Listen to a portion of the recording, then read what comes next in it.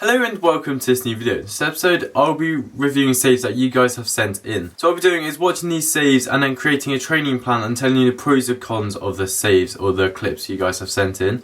And I'll be doing this for about 6 or 7 videos that you guys have sent in. And hopefully in the future I can do this for more of you. All you guys have to do is send in your saves to WillFlipsYT on Instagram. And I will save the video, create a training plan for it and tell you the pros and cons of the save. So what I'm going to do now is go through the clips and tell you what I think are good and bad in the save and then what you guys can work on. Please enjoy. So what I've done is I've got my laptop down here with the clips on, and then also I've made some notes on my phone here. And basically what I'll be doing is going through the videos and telling you the pros and cons of the save and then making a training plan based on the cons. And then just telling you some little things you can work on throughout the save. So most of these clips are about 5 to 10 seconds long, so they're not too long, which is perfect. And I'll try and pick out the main weakness and make a training plan off that. And then also just comment on some other things I noticed. So let's get into the first clip. So first of all, thank you to everyone who sent in their videos. Unfortunately I couldn't do everyone's videos, but I will be making a second video where I'll go through the second batch of clips I received. Make sure you leave a comment if you enjoyed this video, and also leave a thumbs up if you enjoy this type of video. And also turn the notification bell on if you want to receive notifications every time I upload. So let's get into the first video. Okay, so the first thing I noticed while going through this video is that set position is too low. His hands are too low to the floor and he's kind of like too slouched and bent over towards the ground. This means that if the ball was going high, he wouldn't have the reaction time or quick enough reaction time to get to the ball. So that's the first thing I've noticed. Secondly, he does a massive jump before he then jumps towards the ball, which isn't the worst thing to do in the world. There's like some German players, especially like Ter Stegen, do this. But obviously, with their reaction times, they can afford to do this. Whereas in this situation, he does jump a bit too high and a bit too far, which means that if the ball was going any faster, he probably wouldn't have saved it. And it is an easy habit to get into. I used to do it all the time, where you jump towards the ball and you swing your arms really far back and then really far forward, which kind of gets you in a good position at the very end of the jump, but means that your reactions will be significantly hindered. A couple good things on the clip. I noticed that he did step forward towards the ball, which is a massive improvement, especially at this age, as he does look quite young, which means that he dives towards the ball and he dives forwards, which is massive in younger keepers, and the keepers of any age dive towards the ball. Which makes sure that his body is behind the ball and he makes a good save. So to work on this weakness, basically what I'd do is work on simple catching and basically work on your set position. So all you want to do is, I have made a couple of videos on this, but basically you want to stand still, just get in a set position and then shuffle from side to side, making sure that you're in your set position. You want your arms to be about 90-degree angle with your hands in front of your face, maybe a bit below, maybe about chin height. This ensures that your hands are in a good position to get low and also to get high. You need to be slightly bent. I'll leave a picture on screen now of a good set position. Basically you want to replicate this and just practice on working, throwing the ball and catching the ball, or getting someone to serve the ball to you. Also, you should make sure that your chest is pointed up and out, which means that you have a high, tall position with the ability to get low down quickly. So I'll leave a little training session on screen now of what you can do to work on this if you guys have this problem at home. So basically all you want to do is set up cones in this kind of trapezium square shape kind of format, with 2 cones probably shoulder width apart at the front and then 2 ones probably about 2 meters apart at the back. And then what you want to do is start in your set position at the front 2 cones and then shuffle back to a blue cone, touch it or go around it and then go back into your set position. And then you can either receive a catch from a server or throw against the wall, or a crazy catch and then get into your set position again. This just works on, again, a mix of your set position and footwork in, to kind of get you used to getting into your set position automatically instead of having to think about it. Then you just want to repeat this session and add in different height serves and different power serves if you can, and then work on this throughout your training. What you could do is work on this before matches or before training sessions, before you start to work on other things, which just builds a bit of muscle memory.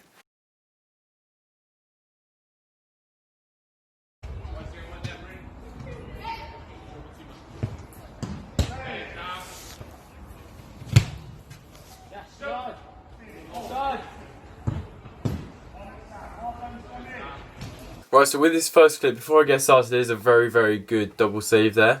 With the first one, there's not too much to pick up on, but you could potentially say that our set position was too low. But in terms of the goal size, and I'm guessing the striker was quite close to him, it's probably better to keep your hands low, and he had good set position with his feet as well.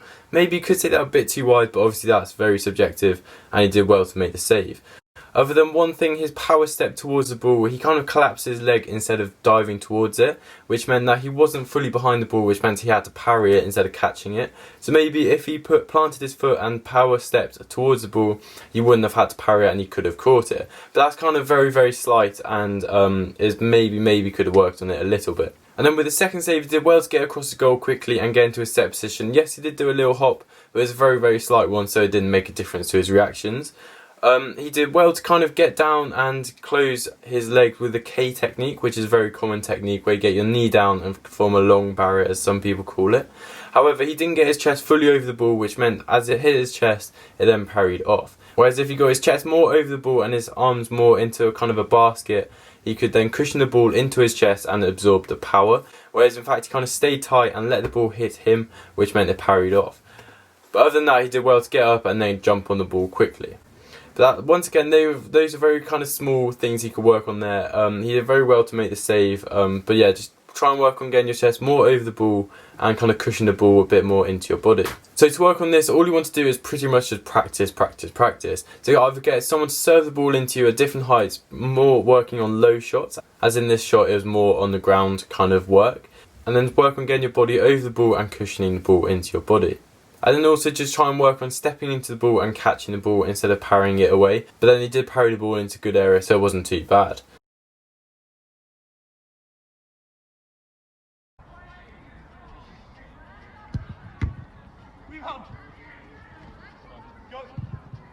So the next clip here, there is quite a few things I've found which he kind of needs to work on. The first thing is, as you see when the shot comes in, he kind of collapses his legs underneath him, which means that he kind of just falls backwards, which is the main thing, and kind of hits the ball away, I think with his leg or his arm, which looks like a good save because it's kind of dramatic and he's kind of like flaring his body, but when you think about it technically, it really isn't.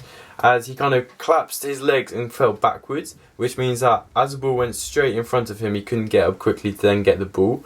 And also, if he simply just stayed upright or leant forward a tiny bit, he could have shuffled over and caught it. But in this situation, he kind of rushed and fell down quickly and parried the ball. And if you look where the ball ended up, it pretty much ended right in front of the goal.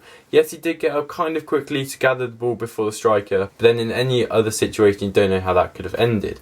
But then if he shuffled over and caught it, it would have eliminated the chance completely. So to work on this, it is a kind of a mixture of set position and just general technique. As his set position was okay, was good with bent knees, and he kind of stayed upright and his hands were in a good position. However, as soon as the shot came in, he kind of went down and curled up into a little ball kind of. And all he needs to do is work on footwork. I think footwork let him down massively here, as he kind of collapsed his legs instead of just shuffling over. Yes, the shot was potentially quite powerful, it doesn't look too bad in the video, but then all you could do is just step into it, either make a small like close catching save or just shuffle over and basket technique to cushion the ball into your body. So that's all you need to work on, just work on footwork. Either get some cones or an agility ladder and just work on quick footwork in and out of the cones or in and out of the ladder, and just work on shuffling over and catching the ball. This is also a bit of reactions, as it looks like he was a bit slow to react, so that's why he had to collapse his legs and kind of parry a ball away. Whereas if you were quick to react, you could have shuffled over and caught the ball. Other than that, it's not too bad. He did well to get up and get the ball quickly, which eliminated the chance of them scoring, as you can see via the video.